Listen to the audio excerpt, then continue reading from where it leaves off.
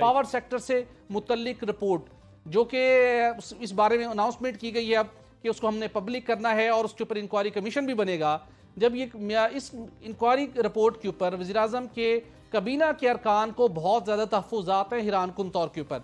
नदीम बाबर साहब, रज़ाक दाऊद साहब, मखदूम खुसरो बुख्तियार साहब, ये वो लोग हैं जो इस रिपोर्ट की बहुत खुलेआम मुखालफत कर रहे हैं। और इस हकीकत के बावजूद कि अब एक इंक्वायरी कमीशन बनेगा, मुज़ाकराती कमेटी मुज़ाकरात कर रही है, लेकिन ये शख्सियात बदस्तूर काबीना में भी मौजूद हैं जहाँ पर इस रिपोर्ट को डिस्कस किया गया। अगरचे कि जब ये रिपोर्ट की इसके ऊपर बातचीत हुई, बहस हुई, तो ये तीन वज़रा उस वक्त वक्ती तौर के ऊपर उस इजलास में नहीं थे, लेकिन वो इस सरकारी सिस्टम का हिस्सा हैं, वो काबीना का हिस्सा हैं। और जब तक ये इंक्वायरी रिपोर्ट कमीशन ने अब तो इंक्वायरी करनी है, अपनी जिम्मेदारों का तयन करना है और उसके साथ मुज़ाकरात का अमल जारी है।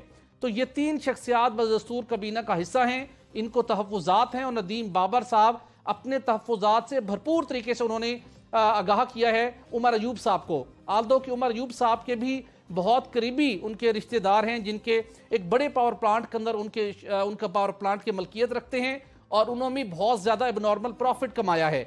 अब मामला यहाँ तक पहुँचा हुआ है कि वज़ीर-ए-आज़म इमरान खान साहब मफादात के टकराव की बात किया करते थे।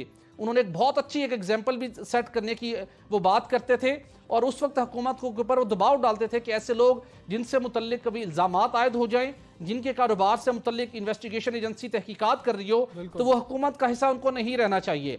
दोस्तों, ना कोई हाइडल पावर मंसूबा मुकम्मल किया, ना कोल पावर का, ना विंड पावर का, ना किसी एटमी बिजली घर का, ना शमसी तवानाई का। फिर ये स्विच कहाँ लगाया गया था जहाँ से बिजली आ रही थी? जी, वो तेल से बिजली बना रहा था। दुनिया की सबसे महंगी बिजली, जिसको थर्मल बिजली भी कहते हैं, यूँ समझे कि जनरेटर चल रहा था।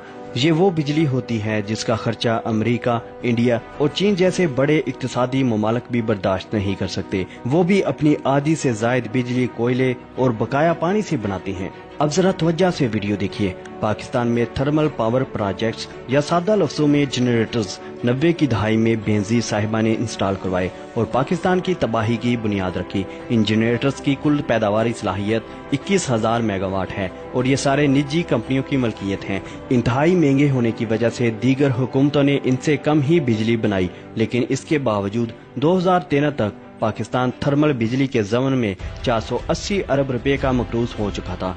2013 में नवाज शरीफ आया और आते ही इन कंपनियों को यकमुश्त 480 अरब रुपए की अदायगी करके कौमी खजाना खतरनाक हद तक खाली कर दिया। दिलचस्प बात यह है कि ये जनरेटर्स IPP ज्यादातर मियां मंशा की मलकियत हैं, जिसको नवाज शरीफ का फ्रंट मैन कहा जाता है। लिहाजा बहुत से लोगों को यकीन है कि दर हकीकत तेल से बिजली बनाने वाली ये कंपनियां नवाज शरीफ की हैं और खजाना खाली करवा कर नवाज शरीफ ने खुद अपने पैसे वसूल किए हैं।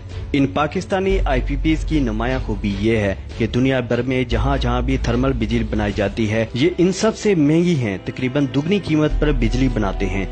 अब आगे चलें।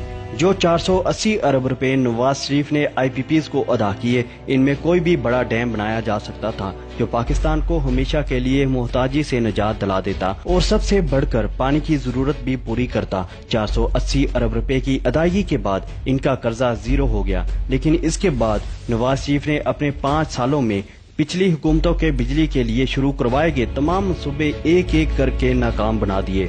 नंदीपुर पावर प्रोजेक्ट नाकाम, थरकोल पावर प्रोजेक्ट नाकाम, कायद-ए-आज़म सोलर पार्क भी नाकाम और नीलम झेलम पर काम इतना सुस्त करवा दिया गया कि तकरीबन रोक दिया गया, जिस दौरान इंडिया ने किशन गंगा डैम बनवाकर नीलम झेलम की इस्तेदाद पर कारी ज़रब लगाई। यूं इस पर की गई तमाम मेहनत और बेपनाह सरमायाकारी तकरीबन जाया हो गई। नवाज शरीफ ने नीलम झेलम डैम पर खड़े होकर कहा था कि हम भारत से बिजली खरीदेंगे, जबकि तरबेला, मंगला और दीगर फौजी डैमों की सफाई का अमल रोक दिया गया, जिसकी वजह से इनकी पैदावारी सलाहियत कम होती चली गई।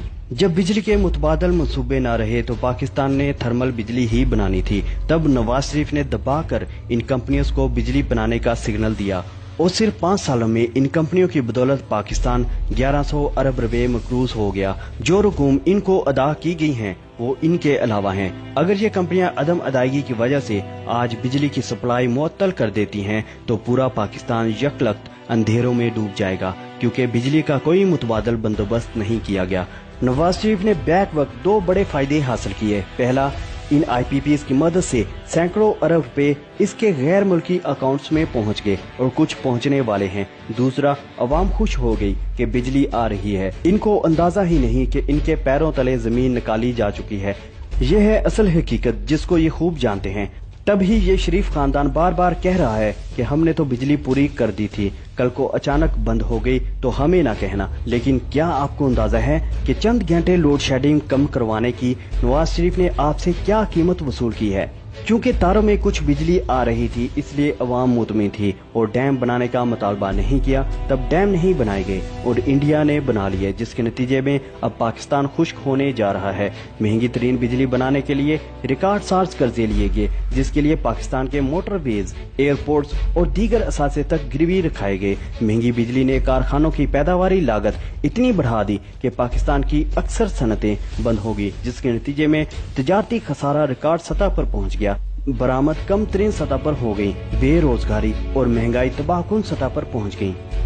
चूँकि पाकिस्तान की पूरी बिजली निजी कंपनियों के हाथों में जा चुकी है, इसलिए जंग या किसी बड़ी इमरजेंसी की सूरत में ये गैर मुल्की कंपनियां बिजली की पैदावार रोक कर पाकिस्तान को खतरनाक हालात से दोचार कर सकती हैं। इस आर्जी बिजली की वजह से एक करप्ट और पाकिस्तान दुश्मन शख्स जाहिल अवाम से वोट लेकर पाकिस्तान को मजीद तबाही का सामान कर सकता है।